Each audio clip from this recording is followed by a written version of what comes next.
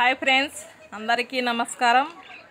మిరియాల రసం జలుబు చేసిన, మన నోరు రుచిగా లేకుండా జ్వరం వచ్చినా కానీ ఈ విధంగా రసం అనేది చేసుకుంటే కన్నా చాలా సింపుల్గా, చాలా ఈజీగా చేసేసుకోవచ్చు. బాగా కమ్మగా, రుచిగా ఉంటుంది. దానికి కావాల్సినటి ఇంగ్రీడియంట్స్ ఇవి మొత్తం అన్నీ ఆ విధంగా మనం పెట్టేసుకోవాలి.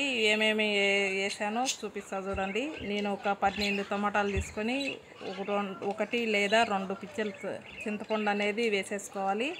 మంచిగా 1 గ్లాసు కానీ 2 గ్లాసులు కానీ వాటర్ వేసి మంచిగా టమాటాలు ఉడకనియాలి. ఫస్ట్ ఇప్పుడు ఒక 10-12 ఎండుమిరపకాయలు అనేది ఫస్ట్ ప్యాన్ పెట్టేసి దాంట్లో ఎండుమిరపకాయలు అనేది ఏం చేసుకుంటున్నాను. ఫస్ట్ ఎండుమిరపకాయలు అనేది సిమ్లే కళ్ళు పెట్టి ఏం చేసుకోవాలి. చాలా రుచిగా ఉంటుందండి ఈ విధంగా చేసుకుంటే కన్నా. చిన్నపిల్లలు కానీ పెద్దలు కానీ మంచిగా మనం తినేదానికి కూడా నోటికి చాలా రుచిగా ఉంటుంది. నా వీడియోస్ చూసి మంచిగా సపోర్ట్ చేయండి, లైక్ కొట్టండి, సబ్స్క్రైబ్ చేసుకోండి. మంచి మంచి వీడియోస్ పెడుతూ ఉంటాను. మీరు ఎంత మంచిగా సపోర్ట్ చేస్తే నేను అంత సంతోషంతో వీడియోస్ పెడుతూ ఉంటాను. కొన్ని మిరియాలు అనేది వేసేసుకోవాలి. మిరియాలు వేయడం వల్ల మనకు చాలా ఆరోగ్యానికి కూడా చాలా మంచిదండి. మిరియాలు అనేది ప్రతి ఒక్క కర్రీస్లకు కానీ ఈ విధంగా రసం చేసుకునేప్పుడు కానీ మంచిగా వేసేసుకోవాలి. ఆ విధంగా కొంతసేపు మంచిగా వేగిన తర్వాత ఇప్పుడు కొన్ని మెంతులు మాత్రమే వేస్తున్నాను. మెంతులు అనేది కొన్ని వేసేసుకోవాలి. మనం రసం బాగా టేస్ట్గా ఉండాలంటే కొన్ని మెంతులు మాత్రమే వేసేసుకోవాలి. ఎక్కువ వేసుకున్నా కానీ చేదు అనేది అనిపిస్తుంది. ఇప్పుడు జీలకర్ర అనేది వేస్తున్నాను. జీలకర్ర అనేది కొంచెం ఎక్కువ వేసుకున్నా కానీ మంచిగా ఉంటుంది. లాస్ట్లో జీలకర్ర అనేది వేసేసాను. మంచిగా దూరగా ఏగనియాలి మొత్తం అన్నీ కలిపి. ఒకటేసారి అన్నీ వేస్తే కానీ మాడిపోతాయని ఒకటి తర్వాత ఒకటి ఆ విధంగా వేసేసి వేయించుకున్నాను. అవి బాగా చల్లారిపోయినాక మిక్సీ అనేది పట్టేసుకోవాలి. ఈ విధంగా చేసుకునేటప్పుడు సిమ్లే కల్లే పెట్టి చేసుకోవాలి.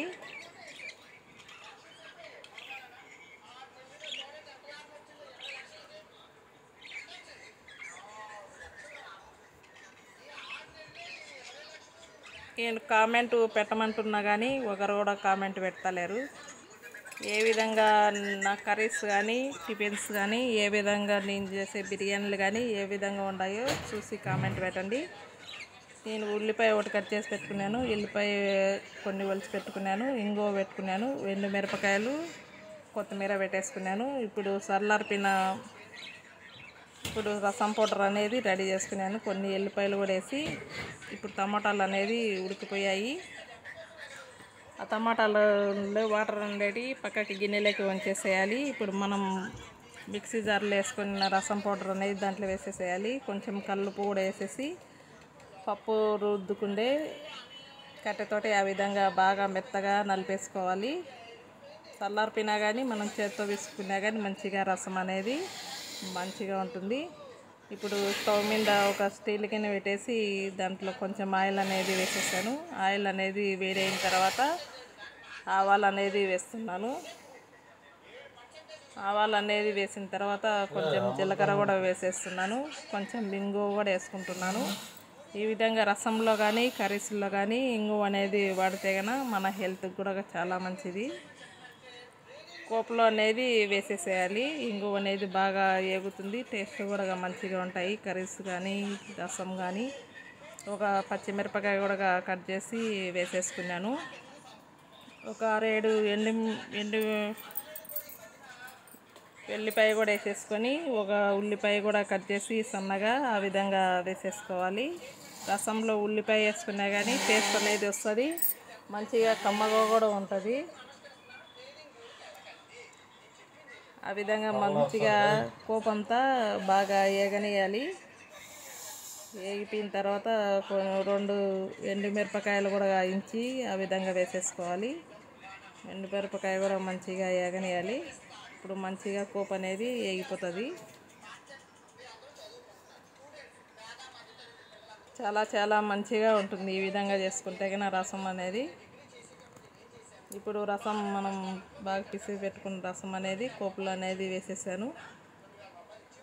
మనకు కావాలంటే కొన్ని వాటర్ అయినా యాడ్ చేసి రసంలో వేసేసుకోవచ్చు. ఇప్పుడు మనం సాల్ట్ కానీ కారం కానీ సరిపోకుంటే కనుక రుచి మనం చూసి వేసేసుకుంటే కనుక మనకు మిరియాల రసం అనేది పర్ఫెక్ట్గా రెడీ అవుతుంది.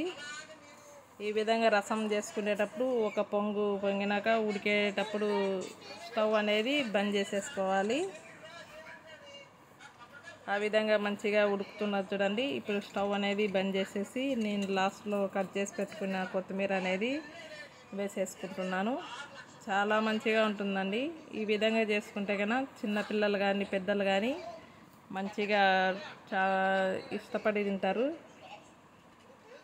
వేడి వేడి అన్నంలోకి కానీ రసం అనేది చాలా మంచిగా ఉంటుంది.